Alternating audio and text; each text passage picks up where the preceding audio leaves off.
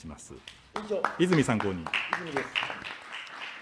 まずはこのような機会をいただき、本当に嬉しく思います。ありがとうございます。加えて委員長から、忌憚のないご意見をと言っていただきましたので、忌憚なく意見を言わせていただきますので、皆さん、ご理解よろしくお願い申し上げます。お手元の資料に沿ってお話しさせていただきます。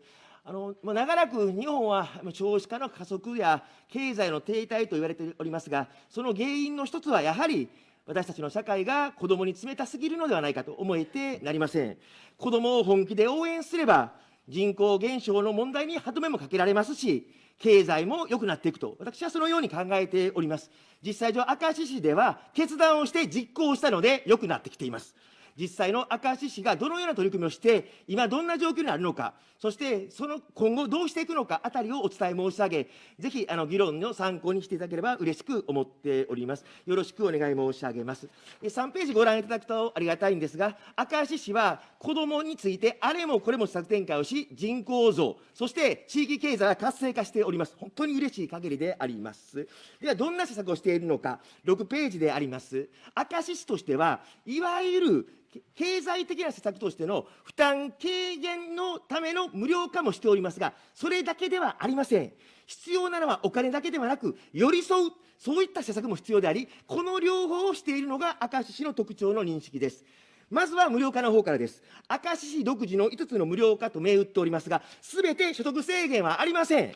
すべての子どもを等しく対応するのが特徴で、例えば医療費については、18歳まで完全無料です。市外の病院も無料、薬代も無料です。お金はいりません。なぜなら先に税金や保険料で国民の皆さんから預かっているという認識でありますので、明石市はお金を取りません。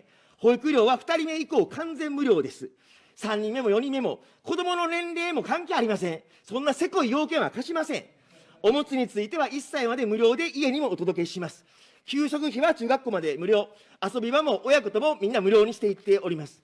加えて次のページであります。加えて寄り添う施策、明石市では養育費を立て替えて払っています。親子の面会交流で別居している親子のまさに時間を作っています。戸籍のない子どもについて支援もしております。児童扶養手当は毎月支給しています。そして子ども食堂はすべての小学校区にあります。児童相談所の改革で第三者の審査も国に先立って実施しております。これら全部全国初です。自慢できることではありません。世界でのグローバルスタンダードが日本だけやっていない政策ばっかりなんです。日本がしないからやむなく明石市がグローバルスタンダードの施策をしているだけでありまして、私としては子どもに対して申し訳ない気持ちで遅まきながらやっているという認識であります。これらの施策、ぜひ国でもやっていただきたいと思います。加えて、コロナ禍においてでありますが、ページ数15ページ以下になりますが、明石ではコロナの状況の中で、大学を辞めかねない学生に代わって、100万円上限で、本人と親に代わって大学にお金を振り込めました。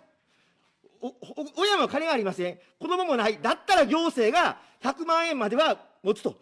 そして就職した後、ぼちぼち返してもらうということもやりました。高校の進学も大変なので、給付型の奨学金も作り、1億円以上の予算を計上しております。一人親家庭には国に先立ち、5万円の上乗せもしましたし、10万円支給につきましても、所得制限は当然撤廃しております。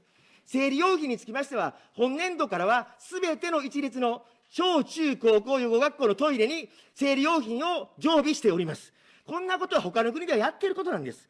これぐらいのことは子ども家庭庁とおっしゃるんだったら、ぜひ次年度以降に具体化していただきたいと切に願う立場であります。加えて21ページ、明石市では少人数学級化も先立ってやっております。小中一貫校では全学年30人学級を実現しております。金はかかりますけど、子どもには金をかけるべきなんです。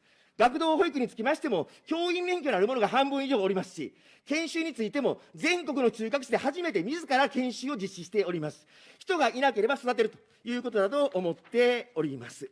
で、こういったことをいっぱいした結果どうなったかが23ページになります。こういった子どもに優しい施策をすることによって何が生まれたか、安心です。24ページご覧ください。明石市民で住みやすいという方が9割を超え、91.2% が住みやすいとお答えいただいております。生活満足度の民間調査だと、関西1位、全国戻りたい街ランキングはついに全国トップに躍り出ております。つまり、こういった街こそが住みたい街なんです。実際どうなるか、次のページです。人口です。明石市も、私が市長に就任した11年前は、すでに人口減少始まっていました。それが下げ止まって、今9年連続人口増、過去最高人口を更新続けており、ついに中核市、60を超える中核市の中で全国1位の人口増加率になっております。出生率も上がり、2018年度は 1.70 まで上がってきております。しっかり子どもに力を入れたら、出生率は上がるのは明らかであります。そのように思えてなりません。そして次のページ、27ページに入ります。こう言って人口が増えると、人気の高まる町になるとどうなるか、人がやってきます。住む人も増えるのみならず、来る人も明石は7割も増えております。その結果、今、新店ラッシュで、明石周辺はどんどん飲食店が増えてきております。地域経済は活性化し、コロナ禍なのに昨年度は過去最高利益を叩き出しております。地価も上がり、例えば明石駅前のマンションは、5年前の新築マンションが今、中古で2倍の価格で売買されております。こういった状況に明石は入りました。そしてそうやってお金が動き始めますと何が起こるか、税収が増えます。次のページであります。明石は税収が8年前に比べ32億円増えております。貯金につきましても、私が市長に就任したとき、どんどん減って70億円でしたが、今、121億円。明石はあらゆることにお金を使っておりますが、それでも50億円積み足しているんです。そして財政は健全化し、兵庫県下で最も実質交際比率がいい市になり、今もトップレベルです。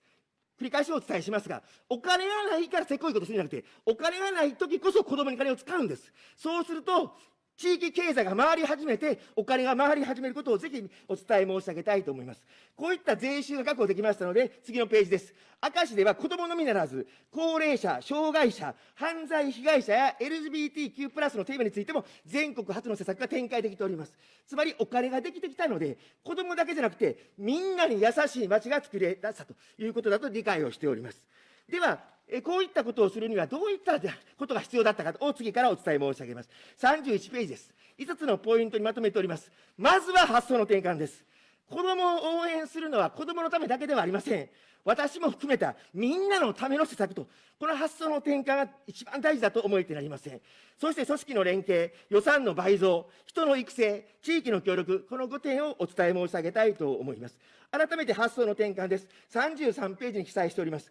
すべての子どもたちを町のみんなで本気で応援すれば、町のみんなが幸せになる。